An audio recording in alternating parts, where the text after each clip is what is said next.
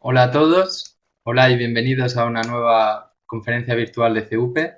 Me llamo Carlos Revilla, soy el profesor del módulo de Sistemas de Información Geográfica del Máster de Gestión Ambiental de CUPE. Trabajo actualmente en una cámara agraria en Francia, en el que soy encargado de sistemas de información geográfica y me ocupo también de la PAC, la Política Agrícola Común, que es un sistema de ayudas europeo para los agricultores. Como os decía anteriormente, hace ya más de 6 años que vivo en Francia, así que ya de antemano os pido disculpas si se me escapa alguna que otra palabra en francés.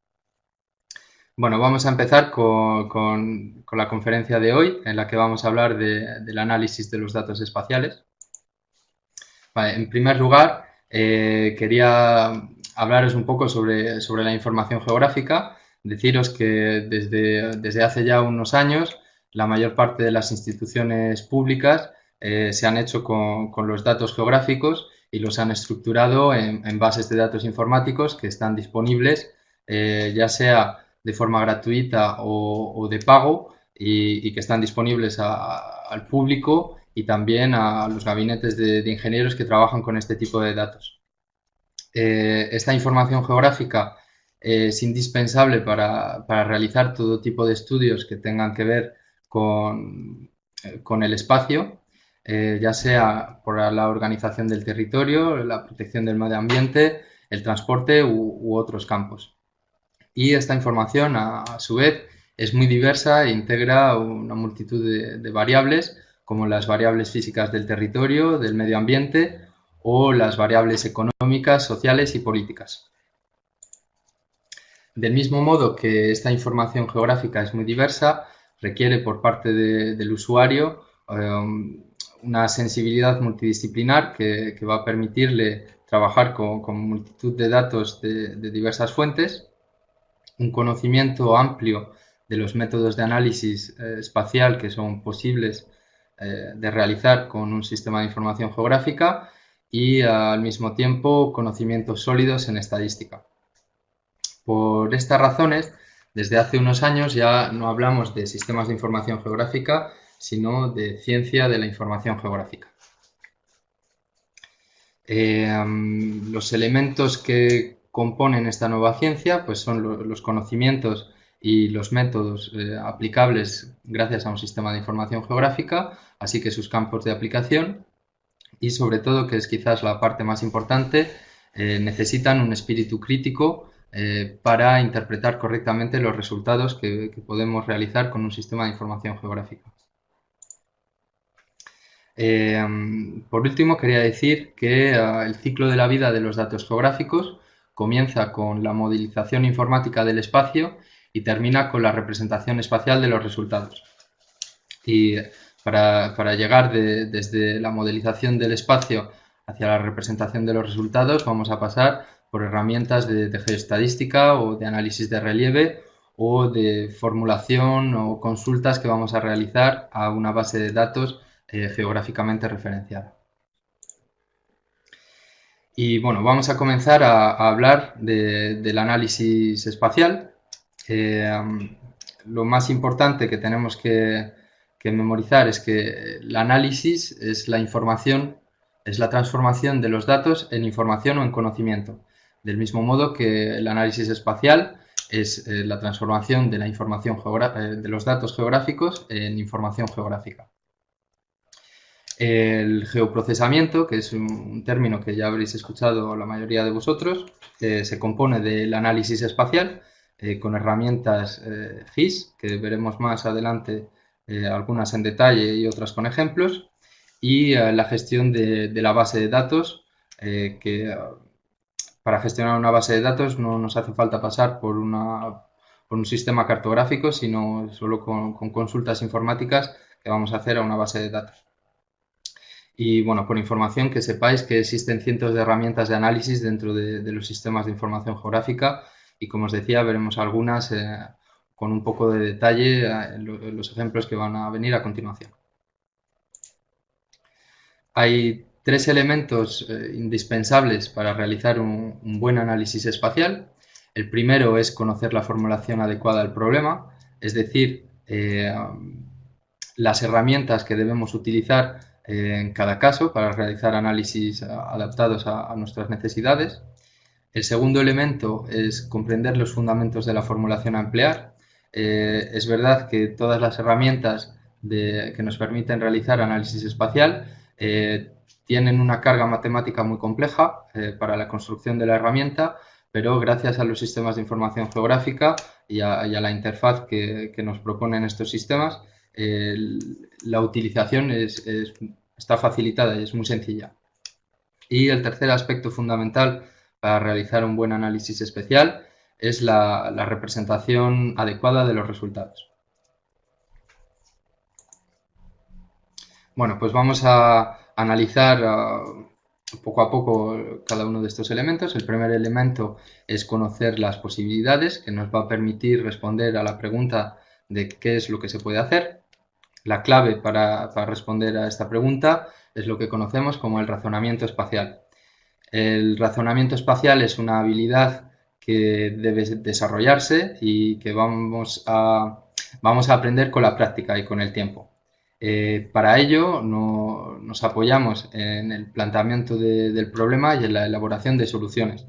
Si queréis, es un poco como cuando trabajamos con matemáticas, trabajamos con álgebra, tenemos un planteamiento del problema que es una ecuación en la que tenemos que resolver una incógnita y tenemos herramientas como la suma, la resta, la multiplicación y la división que juntas, combinadas, van a ayudarnos a despejar esta incógnita.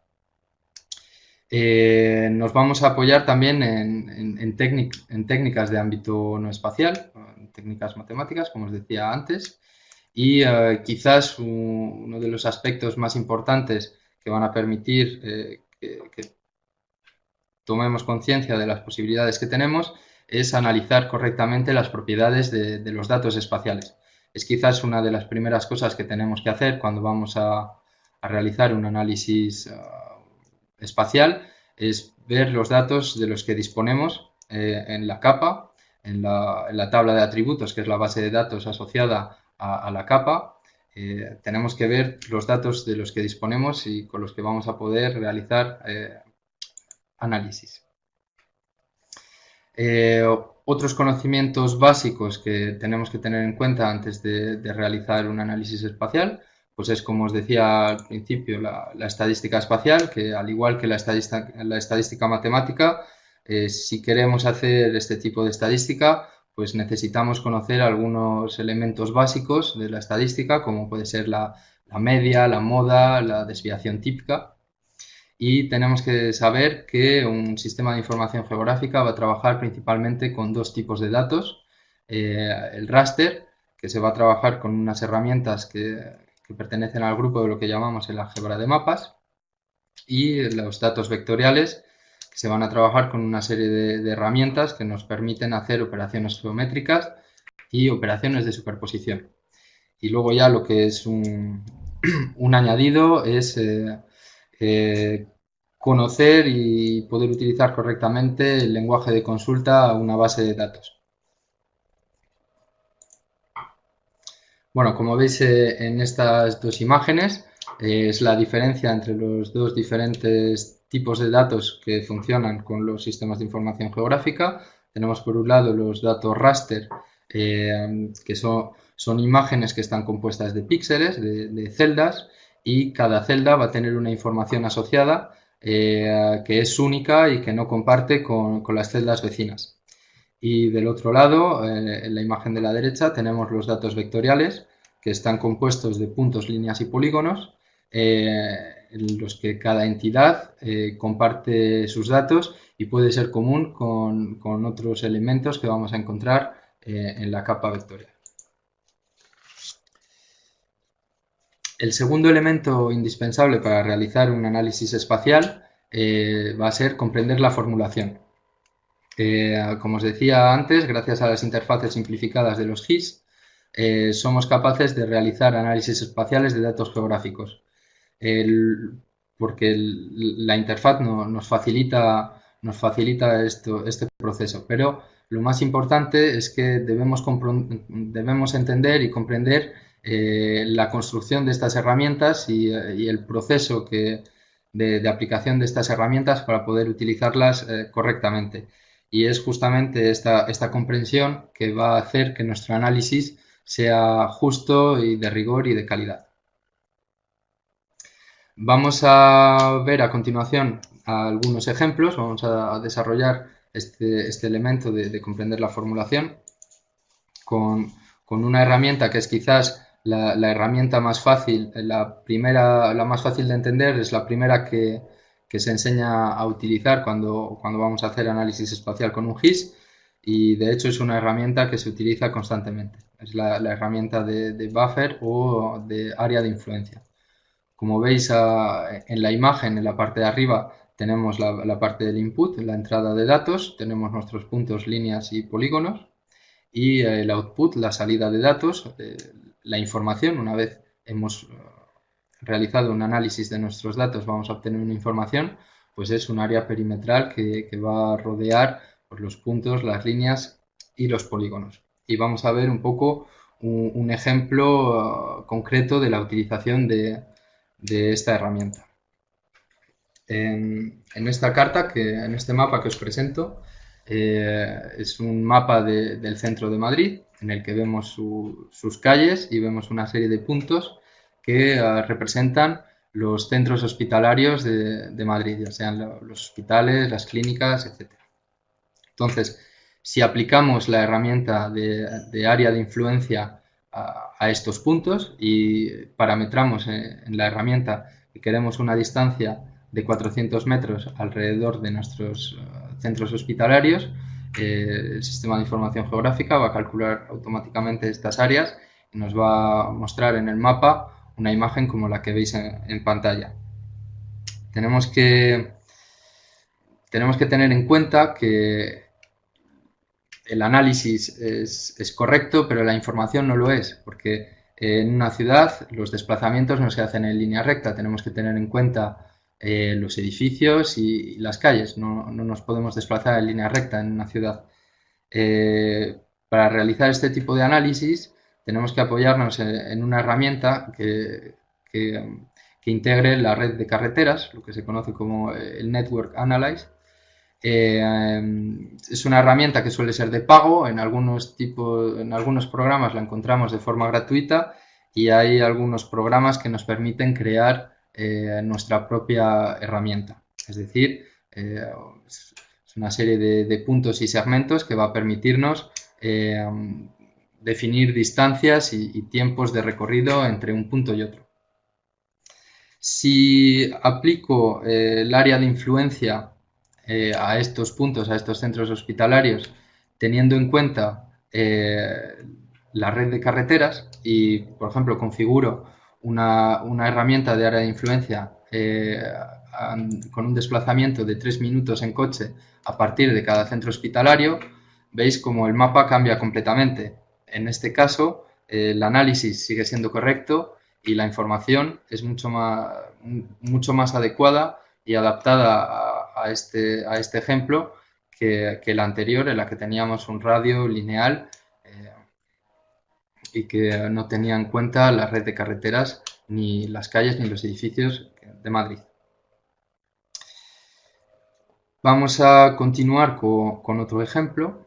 Esta vez os presento aquí un mapa de la Comunidad Autónoma de Galicia con una representación de puntos que cada punto corresponde a un incendio que ha habido en los últimos años en Galicia. Como os decía al principio, lo más importante es conocer los datos de los que dispone la capa. Entonces, en esta capa disponemos de la localización del incendio, la superficie que se ha quemado y el año en el que se ha producido el incendio. Entonces, un primer análisis que podríamos realizar, que sería quizás el más simple y no tendríamos que utilizar ninguna herramienta, sería solo presentar la información de otra forma, sería con estos puntos graduales que van a ser más grandes o más pequeños en función de la superficie que se ha quemado en el incendio.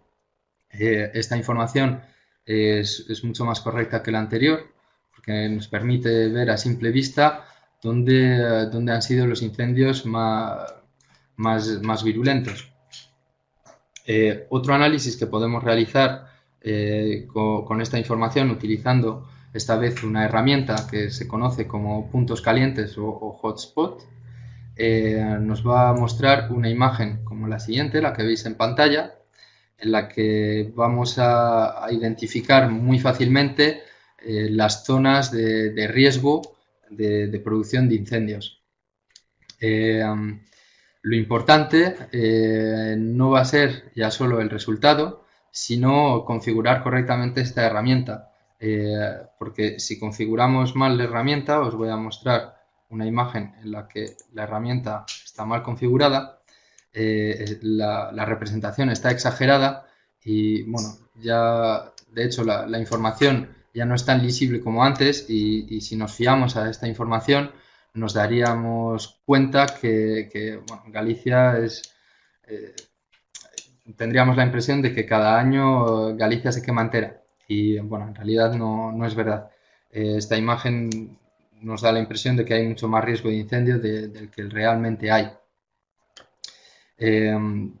Para seguir con este mismo ejemplo, podemos seguir haciendo análisis y pasar ya de una información vectorial de la que hemos empezado con los puntos para continuar haciendo un análisis con raster, con píxeles. Como veis en esta imagen, vemos un análisis en función del riesgo de repetición de los incendios, pero esta imagen solo contiene datos espaciales.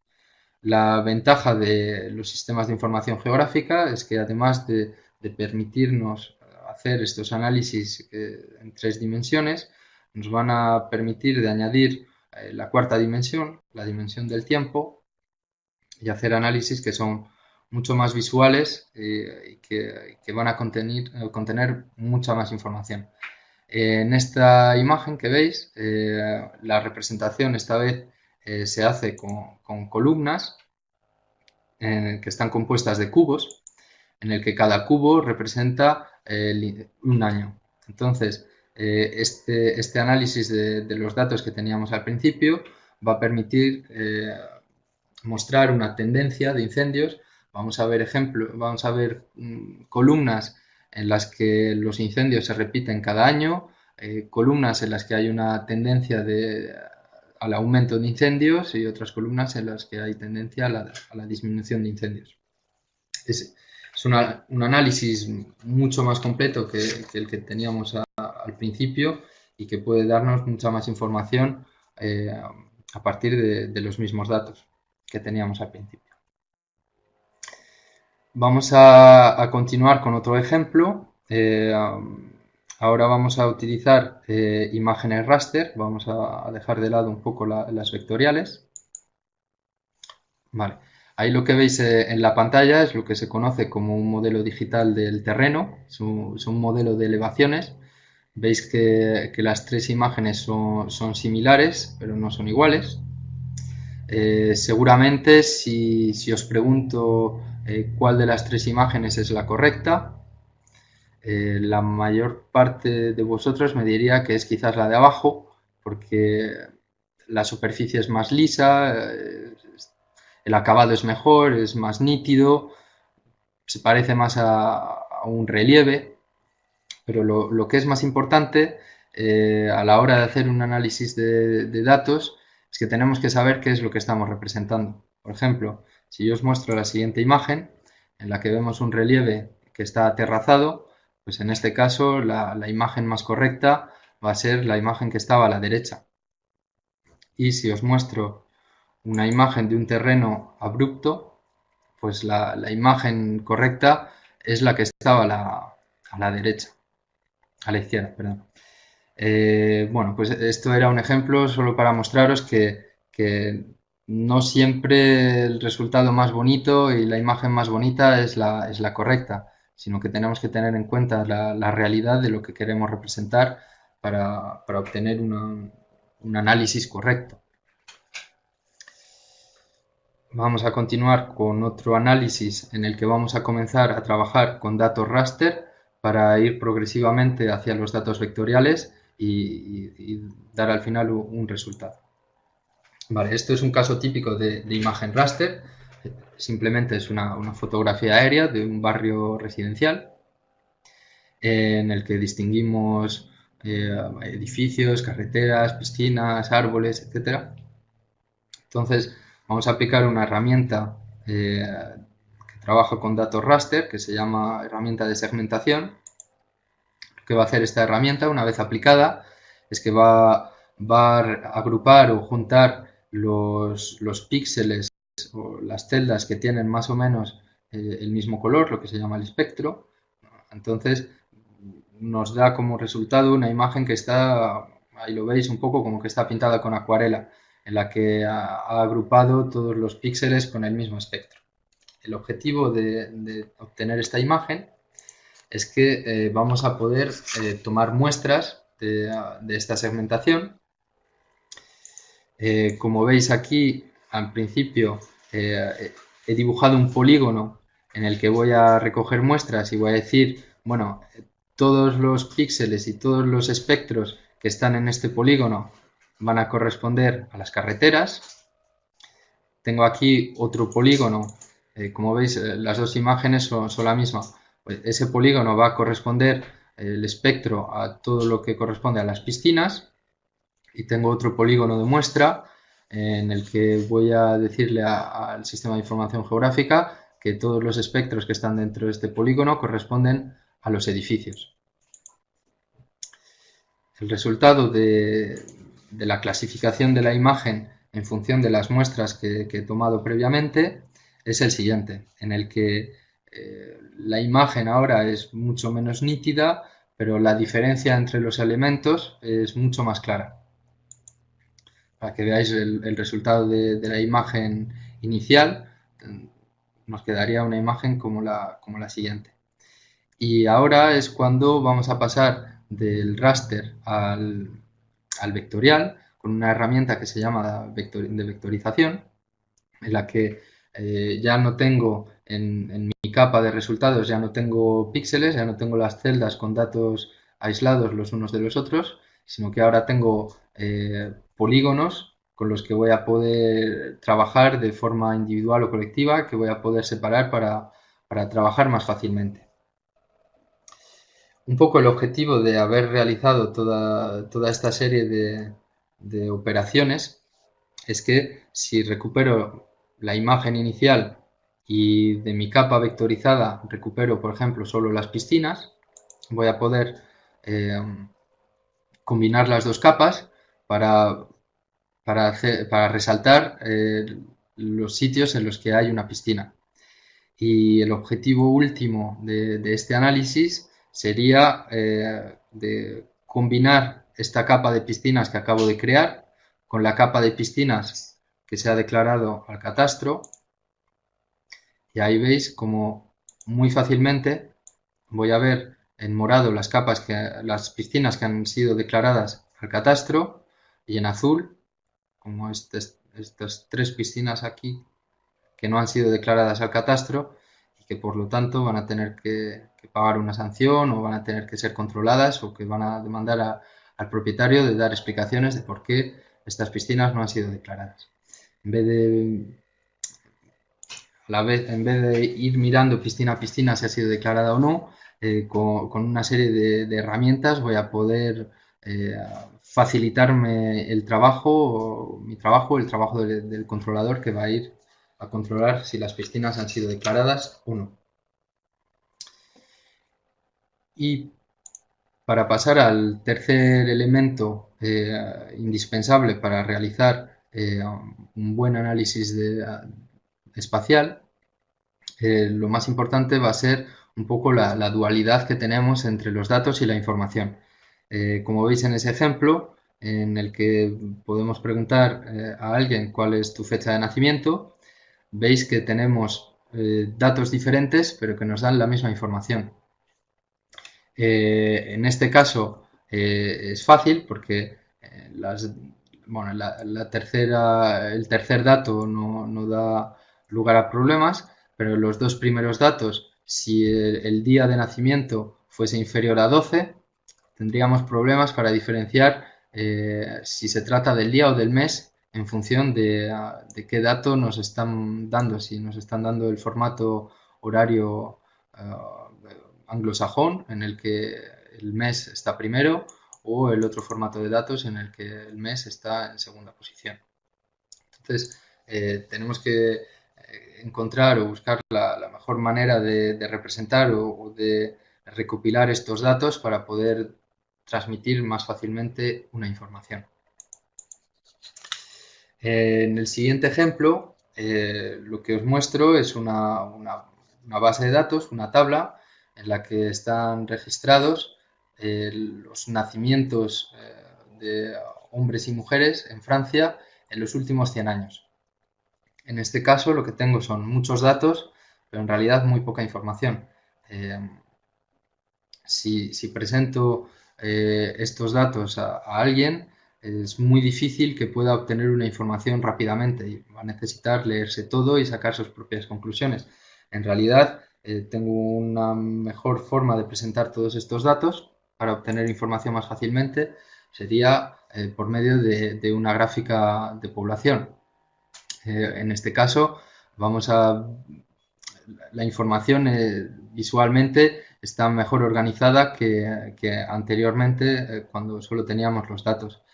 E incluso podríamos ir más lejos en la representación de esta información y sintetizar toda nuestra base de datos inicial simplemente 3 frases en la que diríamos que hay 2 periodos de muy baja natalidad durante la Primera y la Segunda Guerra Mundial, un fuerte aumento de la natalidad entre 1946 y 1970, lo que se conoce como el baby boom, y una estabilización de los nacimientos a partir de 1970. Como veis, he comenzado con una lista de datos enorme sin información para al final terminar por dar muy poca información pero muy precisa. La conclusión de este ejemplo que os vengo a demostrar es que un mapa no siempre es la mejor manera de representar la información. Ahí cada uno tiene que juzgar si la información que quiere transmitir es más pertinente que sea a través de un mapa o, como en este ejemplo, a través de una frase o una gráfica o simplemente un resumen. Pero sí que es verdad que los mapas son una herramienta de análisis muy potente. Otro problema que podemos encontrarnos, ya no con los datos, sino con la información, que ya sea con la que producimos nosotros o con la información que vamos a recuperar de una tercera persona, es que la información esté sesgada o sea errónea. Aquí en este ejemplo que os muestro, vamos a pensar, por ejemplo, en el número de diputados del partido político de izquierda y el partido político de derecha. Simplemente viendo esta gráfica podemos pensar que el partido de derechas pues tiene más o menos el triple de la representación del partido de izquierdas. Pero si miramos en detalle, el partido de izquierdas tiene una representación de 43 diputados y el partido de derechas de 49. La diferencia no es tan grande como nos hace pensar esta gráfica.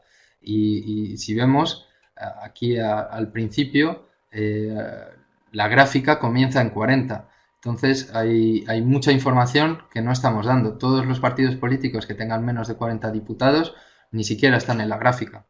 Es un ejemplo muy típico que podríamos encontrarnos en un periódico de derechas en los que quieren transmitir una información sesgada que va a dar la impresión de que el partido de derechas pues, ha ganado ampliamente al partido de izquierdas. Y en lo que concerne a la representación de los datos, esta vez con cartografía, con mapas, vamos a encontrarnos un caso muy típico que es el de la proyección. Tenemos que elegir una proyección adecuada a los datos los que queremos representar. Por ejemplo, este mapa, que utiliza una proyección de Mercator, es una proyección que no respecta las áreas. Entonces, si la información que tenemos que transmitir hace relación a las áreas de los países, daros cuenta que en este ejemplo, en esta proyección de Mercator, Groenlandia es mucho más grande que Sudamérica, cuando en realidad Groenlandia tiene el tamaño aproximado de Australia. Entonces, deberíamos utilizar otra proyección, como por ejemplo la cilíndrica, en el que en este caso las áreas se mantienen y no hay deformaciones en las áreas. Sería mucho más correcto representar la información con este tipo de proyección.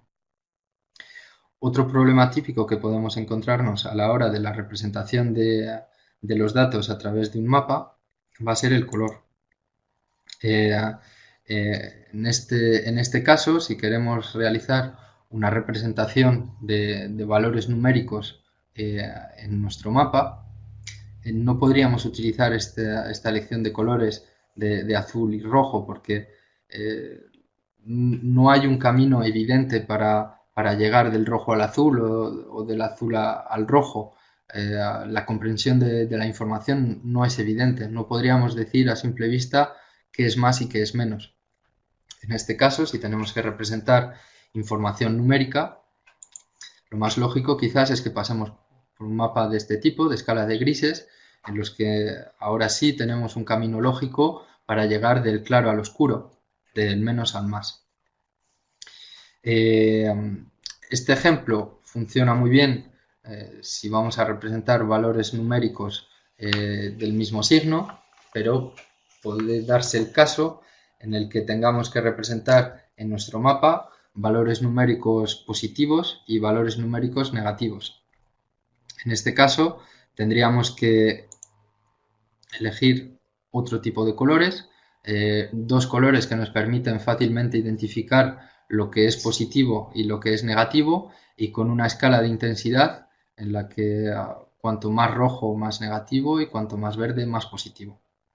Esta sería una forma más correcta de representar valores numéricos en los que vamos a encontrarnos valores positivos y negativos al mismo tiempo, como puede ser, por ejemplo, el balance económico de los países, del crecimiento económico, si es un crecimiento positivo o negativo, o la evolución demográfica de un país, si gana habitantes o pierde habitantes en función de la natalidad, la mortalidad, la emigración y la inmigración.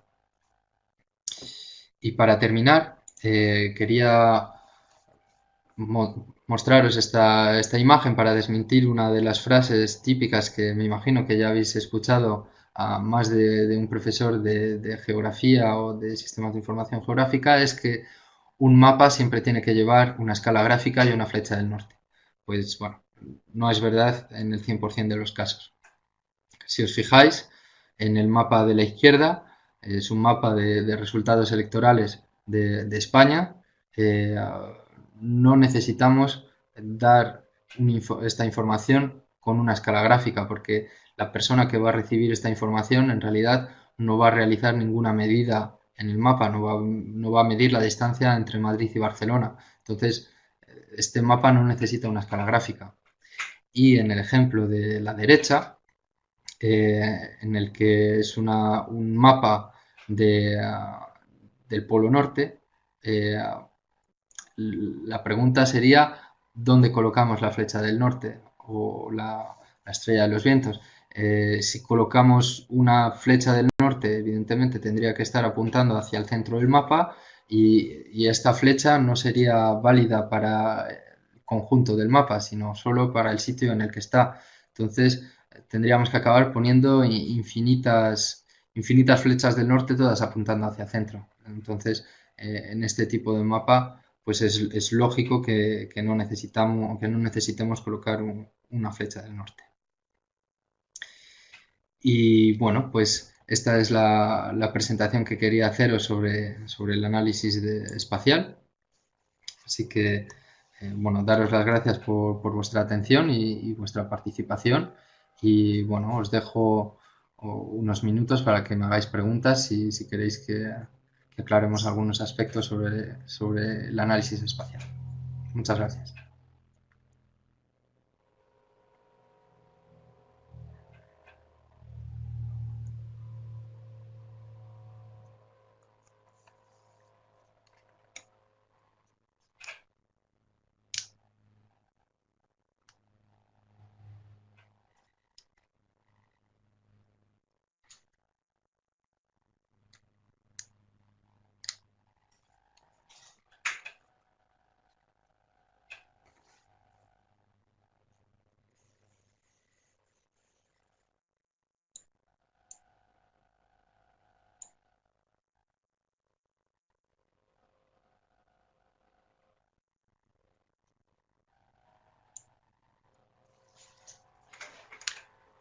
No, yo no os veo, Marta.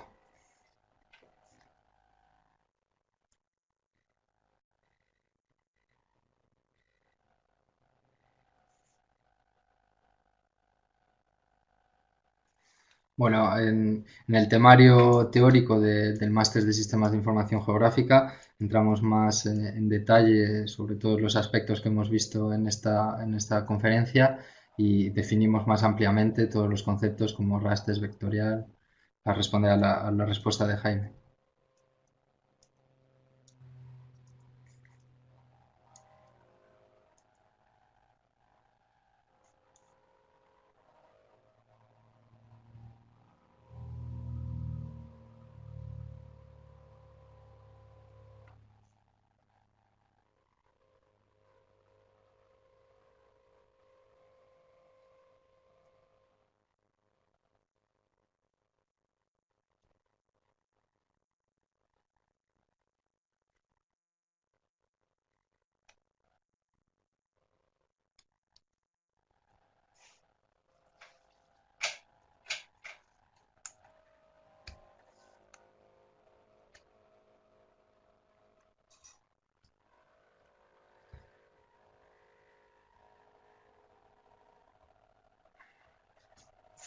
Bueno, pues si no hay más preguntas, os agradezco a todos vuestra participación y vuestra presencia y os espero en la próxima conferencia virtual de CUP. Muchas gracias a todos.